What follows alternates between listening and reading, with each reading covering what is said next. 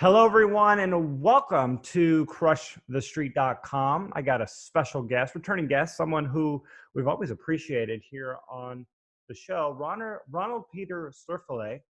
Once again, CMT Managing Partner, Incrementum AG, and someone who just put out another book, Zero Interest Rate Trap.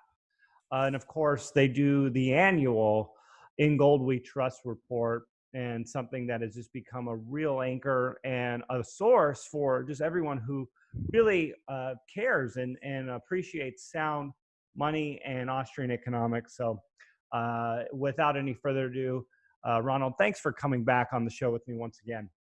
Thanks for having me, Ken. It's always a pleasure. Well, let's start off with the economy.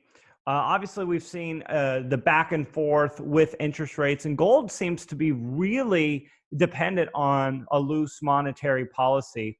And, right in August, September there, when the Fed said that, they're not going to be raising interest rates anymore, that's kind of where gold seemed to take a break, take a breather. But that's not to take away the, really historic move we have seen in 2019, a really exciting time for precious metals. And, it's obviously hard to take what the Fed says at face value. They always seem to be lying to us. But yeah, let's kind of start there, and then we'll follow up. Yeah, of course. I think that people shouldn't get too greedy when it comes to gold. I attended quite a lot of conferences recently, and I gave keynotes. And it seems that in the gold world, many people are, a bit depressed and even negative about the most recent developments. But I think, we should put things into perspective. Gold is up 14% in dollar terms year to date. It is up 19% in Australian dollars. It's up 10% in Canadian dollars. It is up 20% in euro terms. And actually gold is trading at or very close to all-time highs in many currencies. So it has been a fantastic year.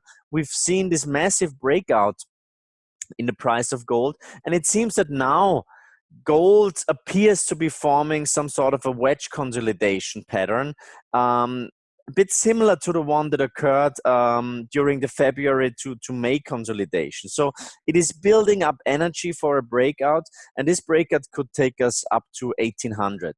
Now, when it comes to the Federal Reserve, of course, it is not QE, but the Fed is now already monetizing 25% of US federal deficit.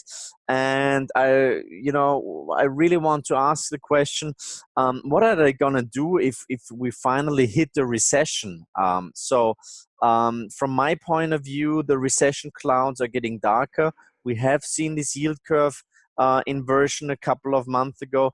We're in the middle of an earnings recession. Just to give you one number, last December, the consensus was calling for roughly 5% year-on-year earnings growth. Now the actual results for this quarter is minus 2.2. So we have seen a big expectation shift, and therefore, people should remember that the best time to buy the market is when the fundamentals are strong and nobody believes it, and the worst time is when the fundamentals are weak and nobody believes it. So I think at the moment, in equity markets, risks are way higher than the opportunity. While in gold, I think we're just at the beginning of a new bull market. Yeah, absolutely. So it was kind of big news when Jay Powell met with Trump last month. And my question for you is, do you think they talked about interest rates? Obviously, that's the biggest thing that the Fed does. But do you think Trump specifically was talking to lower interest rates in this current environment? That seems to be what he wants. I think Trump has this perspective that the U.S. is the cleanest shirt in the basket of dirty laundry. Maybe he doesn't even feel that way. He feels like it's a Louis Vuitton shirt in in whatever you want to call it. So, but having said that,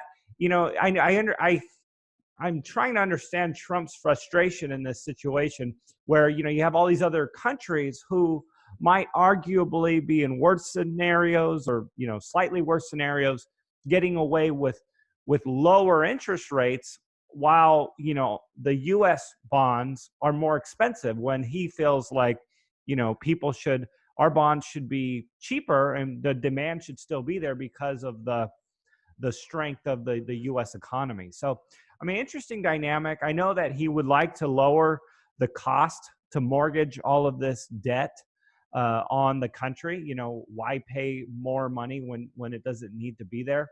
Hmm. But it's just I mean, what a nuanced, crazy scenario that the government, the Fed, has gotten themselves into over the last, you know, so many years. Yeah, well, I think we have seen that Jay Powell, who was, of course, nominated by Donald Trump, um, he got criticized for quite a lot of different things, and I think Trump once called him even a bonehead. So it's not very diplomatic, of course, and I think the reason why it's really something that we shouldn't ignore is we have, for the last, I think, 3 or almost 4 decades, we've never seen the White House criticizing the Federal Reserve. This was something that just no president did. So it shows me that Donald Trump is very concerned about the status quo of the U.S. economy. He knows about the recession risks, and therefore, of course, he wants to see lower rates. He wants to see even negative rates, like he supposed quite recently, and he wants a weaker dollar because he's got the same concerns like every politician. He wants to be reelected. Now, if the U.S. should hit a recession, I think there's no way that he will be reelected. And something that from my point of view um, should have deserved more attention is a quote by Jay Powell on October 31st. He said, "I think we would need to see a really significant move up in inflation that's persistent before we could even consider raising rates to address inflation concerns." So he wants inflation to overshoot. And it's not a coincidence that we're seeing that. We have also seen many other representatives of the Federal Reserve suggesting higher inflation targets.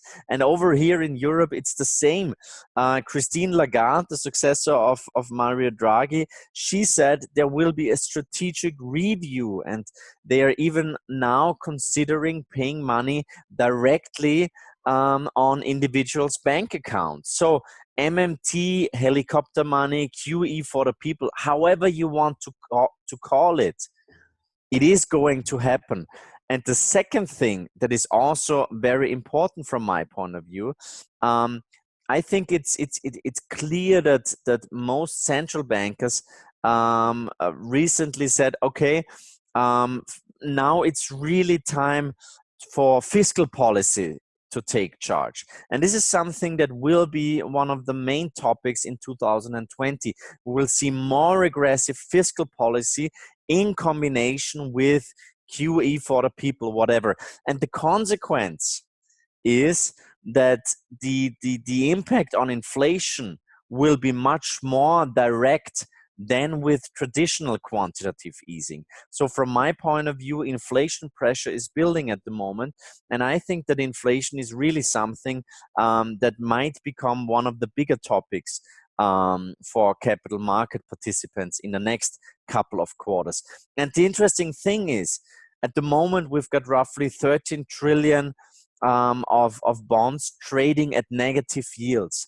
Now, what is the biggest pain trade for those bonds? It is, of course, rising inflation. Now, 13 trillion, that's quite a lot. That's the combined GDP of Japan, Germany, the UK, and India. So if there's a shift happening out of those bonds, I think gold might be one of the big beneficiaries. So I think QE for the people and fiscal stimulus will lead to higher inflation, and this will lead to consequences in the positioning of financial market participants. Ronald, it's interesting that you called it QE for the people. You know, one of the things that it's been difficult for the Fed, at least by the way they look at inflation, is for them to actually achieve inflation. You know, they're printing all this money, they're putting all this money into the system, but it's going to the wealthy, right? It's going to the things that the wealthy owns, like stocks and real estate, and making it impossible to retire on $500,000 now. Now you need $10 million to get an interest rate that would have paid a comfortable living now. But see, Yeah. the interesting thing is, that's because the money, in a lot of ways, when it goes into the wealthy's pocket, they're not buying double the amount of food. They're not buying more things that kind of goes into the economy. Now it goes into stocks and goes into real estate and goes into investments, but they haven't really seen the inflation that they wanted.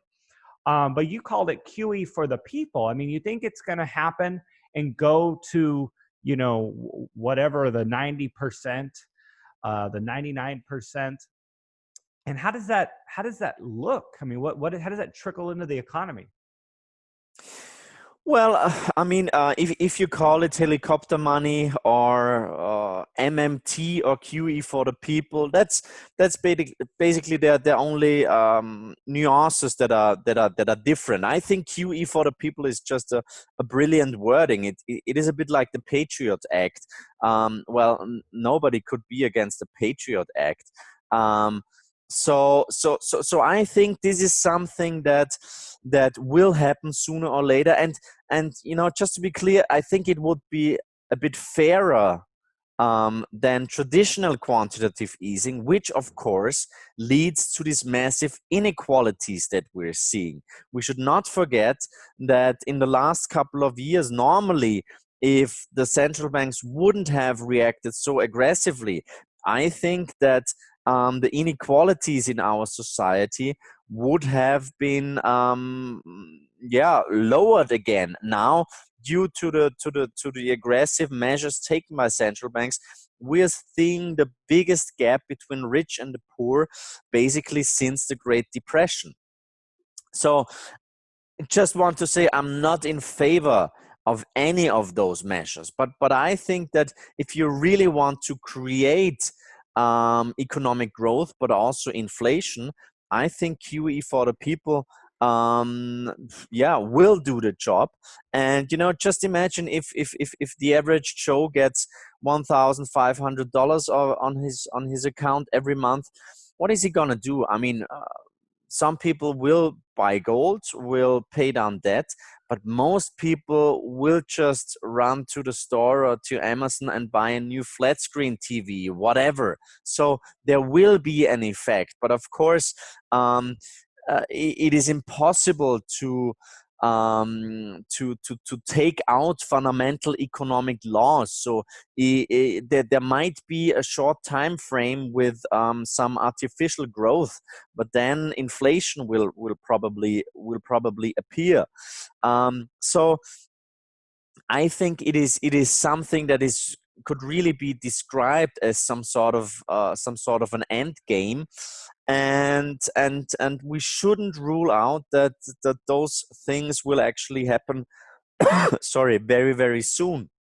And actually, if you study the comments and the papers that are coming out of the central banks, out of the Bank for International Settlements, from the IMF and so on, it is crystal clear that those measures will be taken out of the drawer once financial markets really get nervous. Because let's face it, at the moment, everything, at least on the surface, is pretty fine. We're seeing in the US pretty low unemployment. We are seeing that the economy is still doing quite okay. Now, the question is, why is the Federal Reserve still printing, although they don't call it quantitative easing, but why did they start printing so quickly? And those numbers just in the last 10 weeks, the balance sheet of the Federal Reserve has exploded by almost 300 billion, or an annual rate of 1.5 trillion, which is 50% faster than even the pace of QE3. So if you continue like that, in 2020, we will hit a new all-time high of 4.5 trillion. So I just wonder what central bankers are seeing that financial markets are not really seeing yet, and I don't think that's going to be a good thing. Yeah. Well, and central bankers, they tend to speak with one thing and then act differently. One thing we know is that central banks are buying gold at record paces. I mean, they broke a 50-year record in 2018.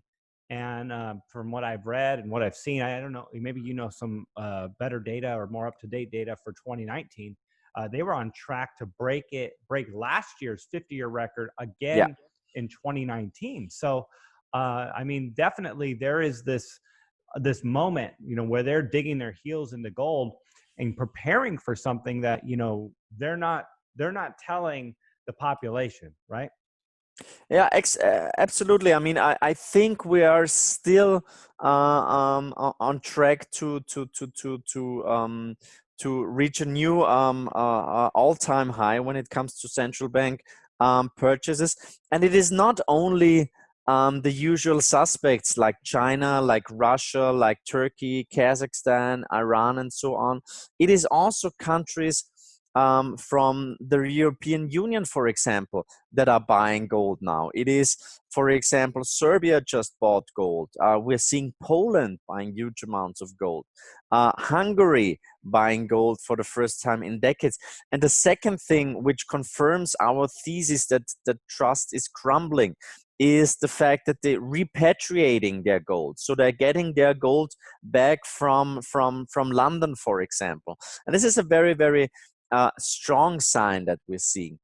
On the other hand, I think it's very important to say that this whole de-dollarization that we're talking about for quite a while is really picking up momentum now. So there've been some representatives of the European Union now openly criticizing the monopoly of the US dollar.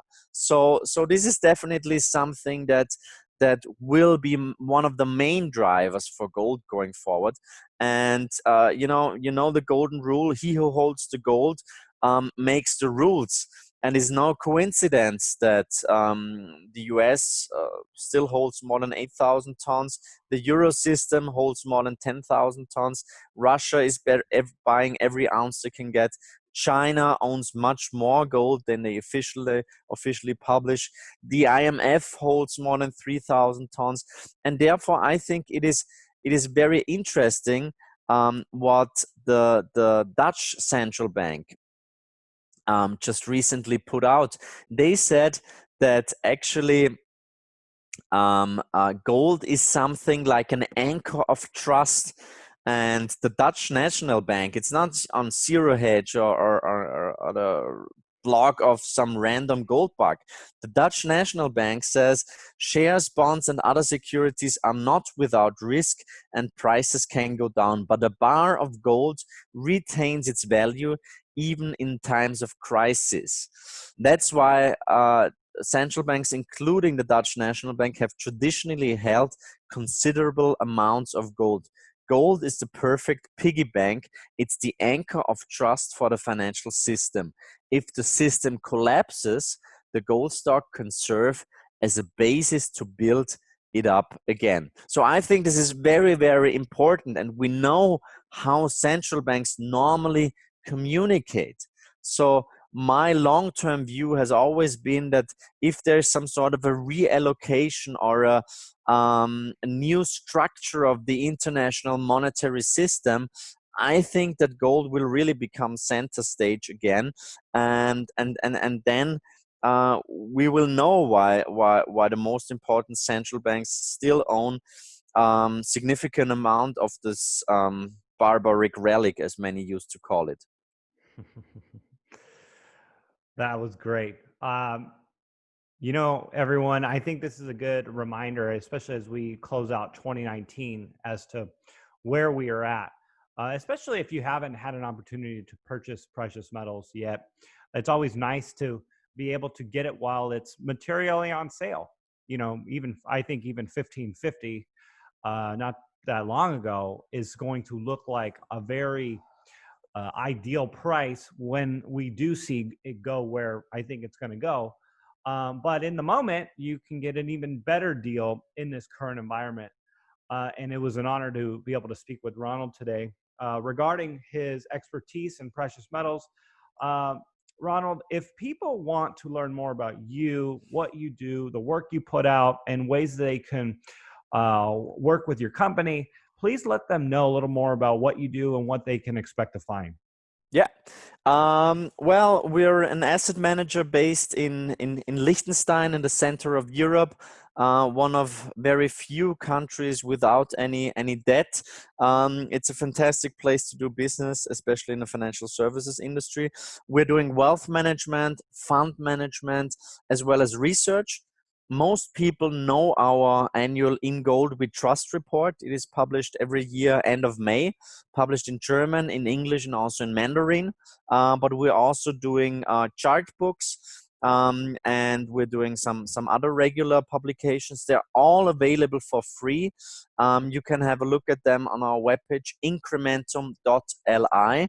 And we just put out our new book. It has been a huge success, a bestseller in the German-speaking world. It was called Die Nullzinsfalle, and in English the title is The Zero Interest Rate Trap: Why the US Cannot Avoid It and Europe cannot get out of it. And if you're still looking for Christmas gifts, perhaps this might be a good idea. And yeah, for us, it's very, very important in general, because everybody is talking about environmentalism and sustainability. I think it's really important to also make the case about the sustainability of our monetary system and the fatal consequences of central bank policies. So therefore, for us, it's really important to also to educate and inform people of the current economic situation that we're all in, and yeah, how to best get insurance for those scenarios that might be ahead of us. Yes, sir. Well, Peter, thank you so much. Ronald, I'm sorry. I'll cut that on the back end there. Thank you so much for coming on the show with us once again and just sharing your infinite amounts of knowledge with us. And man, Merry Christmas and Happy Holidays to you and your family. Thank you very much. Also to you and all of your listeners, Merry Christmas and a happy, healthy, and successful New Year. Thank you very much, Ken. Yes, sir.